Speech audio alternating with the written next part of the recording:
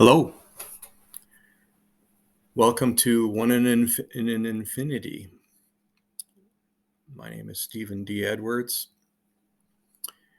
and I want to talk about something that is, again, difficult to talk about in some ways, and hard to deal with if you have this particular issue, as I did myself. What am I talking about? I'm talking about anger. So it's funny, this is the third attempt to record this video. The first one had no audio, so I have to scrap that. The second one, the audio became not distorted, but out of sync. It started off in sync and then became out of sync. And I'm no expert on how to fix that, so I scrapped that one too. So attempt number 3. And speaking of anger, in my past, I would have been so frustrated, I would have given up. And I might even have lashed out at somebody because of that. Why? Because I thought it would prove something, maybe. Anyway. So in any case, sometimes anger takes over our lives in different ways.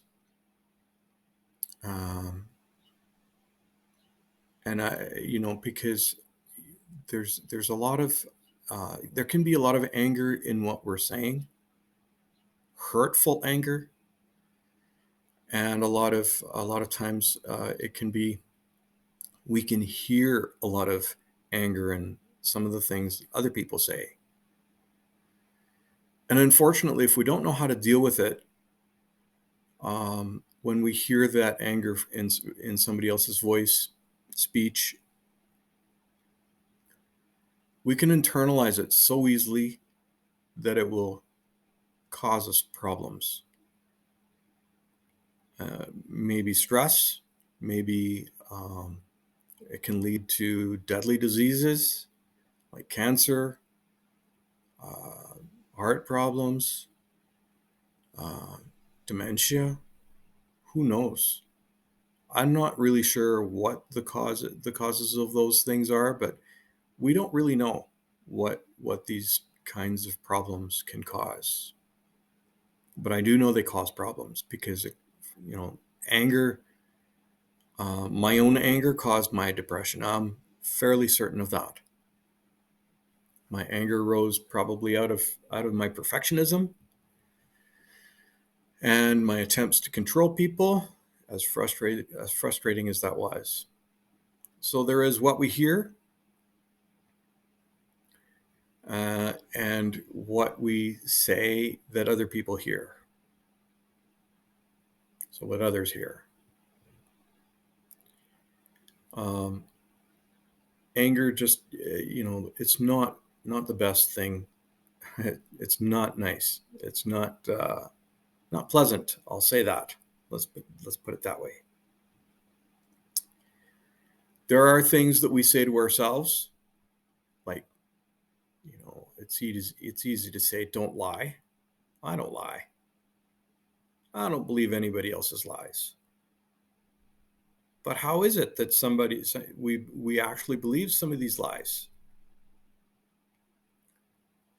In my story, I kind of, at some point, I just believed I wasn't any good.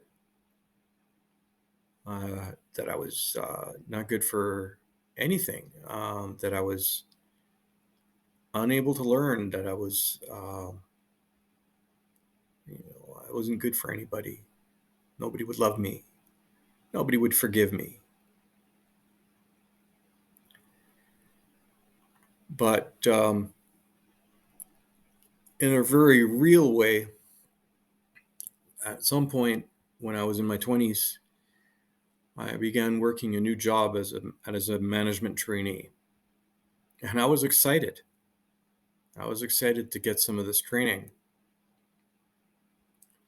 But, sometimes the training we receive can come from a bad teacher, someone who doesn't know necessarily what he's doing himself and wants to teach us some of the things that we don't really need in our new job. That was the situation for me. It was instead of a formal training, it was basically hearing my boss tell me what to do. And after completing a task, I got another one in quick succession. But the trouble was, those tasks weren't any different from any other job that I'd had before. So just as I got myself into the routine, it felt comfortable. And unfortunately, um, you know, shortly before my probation period ended, or would have ended, he filled out paperwork to terminate me. And when I asked why, he said I wasn't what he was looking for. Um, I, honestly, I'm a teachable person. I have been a teachable person for a long time. I have a teachable heart. And I believe I had one then. I don't believe I was as angry as I became at that point. So he could have stopped there, though. He could have stopped there, but he decided to take it a step further. He said, I should just go to work as a data entry typist or something like that. I didn't know what he was talking about, and he didn't elaborate. I remember just thinking, I must be stupid. Why would I do a job like that? Pretty much heard him say, you're not smart. Anyway, I spent days wondering what that was all about. I didn't really arrive at any conclusion on it, but I can still see my boss's face as he told me I shouldn't work somewhere else. Go somewhere else. So even now, sometimes I get negative because I was in self-destruct mode. So eventually I had to accept the loss, but it was one of those moments. Just one of those moments that I failed to grieve in a healthy way. Now, there have been some people in our history, world history, who have done immeasurable damage with their mouth, with their speech. You wonder. I bet you're thinking, I know who he's talking about. Yeah, you might. I'm talking about Adolf Hitler, the Fuhrer and dictator of Germany from 1933 to 1945, led Germany into war on promises of a perfect society with vast amounts of land for the German people. So we now know, because we can read it in history, the devastating aftermath of the Holocaust, in which 10 million people suffered horrible, cold-blooded deaths. Most biographers of Hitler would agree that his racial thinking was behind his declarations of war on neighbor countries of Germany and the subsequent civilian deaths. So, evidence of his racial mind, he said in his book, Mein Kampf, in this world, everything that is not of everything that is not of sound racial stock is like chaff or chaff. The man must have thought he was God, as he or someone he appointed might decide to on sight whether someone was of his own racial stock or not, thus deciding the person's fate. So, in any case, it's just a little bit odd in my mind.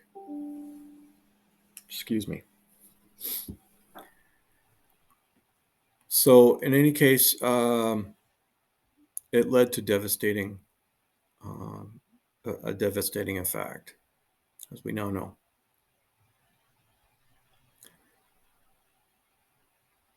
And he also said, since the Jew never had a civilization of his own, he has always been furnished by others with a basis for his intellectual work.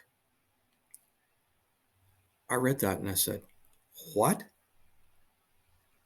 Are you kidding me? Have you not read the Holy Bible? Read Exodus and Joshua to see that there was a civilization that began, and read First and Second Kings, or First and Second Samuel and First and Second Kings. You will see that there was a civilization that existed, named Israel. It was a thing. It existed. How anybody could deny it?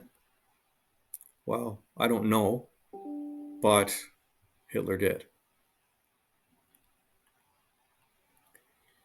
Now, film footage of Hitler and his speeches show that he spoke in public with a devastating fury and that he desired and promised world domination. So there are many more examples of the use of speech to dominate or brainwash people.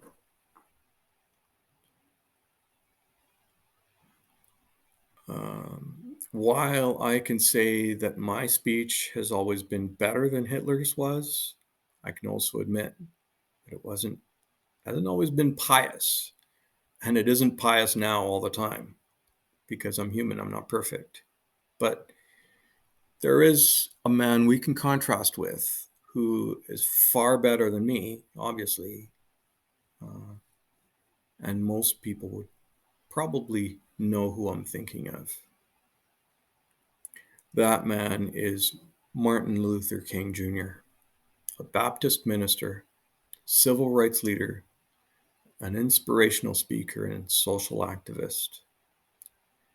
Through his speeches, he led a nonviolent anti-segregation movement that started in Montgomery, Alabama, along with many others, including Rosa Parks. And he left a huge legacy. His legacy includes the Civil Rights Act of 1964 in the USA and the Voting Rights Act of 1965 in the USA. Those are huge steps forward. And he also won the Nobel Peace Prize in 1964, which he accepted humbly. By obvious contrast, you can find Dr. King's speeches online on YouTube and other places, but you can't find Hitler's speeches on YouTube or most other places. I found them, and they're sort of hidden somewhere, but you have to really dig.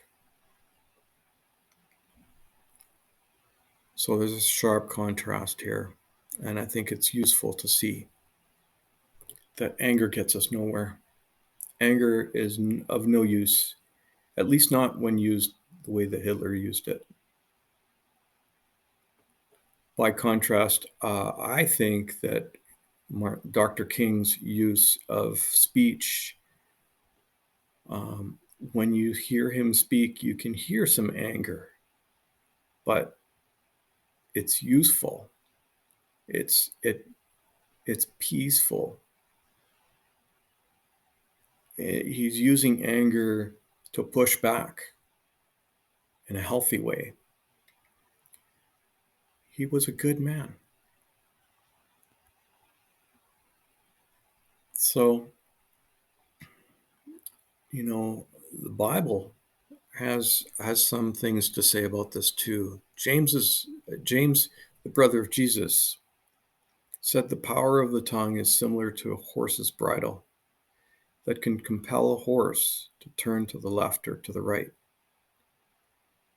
The tongue's power is also similar to the rudder of a ship, which is a small blade able to turn a large vessel in water. So if we continue James's analysis, which I think is very good, I can't find very many other analogies that are as good as this. But we can add that just like the horse's bit and the ship's rudder, speech coming from human tongue is irreversible. If the person at the reins of a horse turns the horse to the right and causes it to jump off a cliff, death is probable, if not certain. And if the helmsman of a ship can turn a ship's rudder to cause the ship to head into a deadly storm, loss of life is also possible. These analogies are also similar to the toothpaste challenge. I don't know if you've ever heard of this one, but take some toothpaste, take your toothpaste, your tube of toothpaste, and squirt some out into the sink. Now, try to put it back again, and you'll find you can't. So whatever comes out of your mouth, you can't put it back. You can't take it back. You can say, "Oh, I'm sorry, I take it back." But no, we can't. You know, if we say something in anger and instantly think, "Oh my gosh, I'm so sorry," that's about all we can do is apologize and hope that we're forgiven. So there's another thing that James had to say, because there's some things that we say in anger that cause us to cause other people to realize that we're judging them poorly, probably. But James says that mercy is greater than judgment, and mercy is giving something giving something to somebody that other person doesn't deserve. So when we speak, we are prone to judge others when we are angry. And when we do judge, we tend to judge poorly. Why do I say that? Because I think I've mentioned before, Stephen R. Covey says that, Stephen M.R. Covey, I believe it is, says that when we judge others, we judge them by their behavior. But when we judge ourselves, we judge by our own intent. You ever been there? Oh, I didn't mean to do that. I'm sorry. Yet, when we judge others, we see what others do and we say, oh, that's just poor. Can't think of an example where that would happen, but it does happen.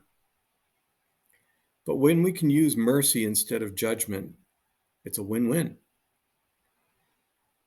So it takes diligence and practice. To judge is usually to react to something someone else said. And if that person said something insulting to us, then we should not react in a way that causes us to sink into the level of insult in response, instead leaving it to God. So we can see how powerful our speech can be.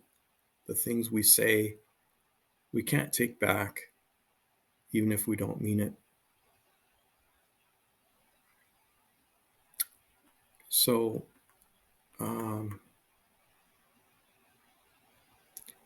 any case, I think, you know what? The last time I tried to record, I forgot this thing. Now, honestly, I'm here on earth for a short time relative to the eternity that my Savior has for me. So my shirt today that I'm wearing says, I'm here for a good time, not a long time. I know it's probably backwards, but yeah, it's from a song by a Canadian band called Trooper. And they recorded this song after took them a long time to they were recording an album and had some space at the end, and they said but they ran out of material. So in 15 minutes they'd written this song. We're here for a good time, not a long time. It's a good song, but it speaks to me as if from God that I'm here for a good time, not a long time. And choosing not to use anger to try and influence other people is one of those choices that makes life good. Here for a good time. I've lived long enough that my depression lasted a long time, and I can say it wasn't a good time. But now I'm here for a good time. Amen. So if you find yourself liking this content, I would thank you. Like and subscribe, and hit the bell so that you can be notified of anything else I might release. And there will be more. I can promise that. Perhaps more stories and more content from my book, The Branch and the Vine, which I'll put a link to that in the notes, in the description below. So again, like and subscribe, hit the bell. Thank you for watching, and I'll see you another time. Have a great day.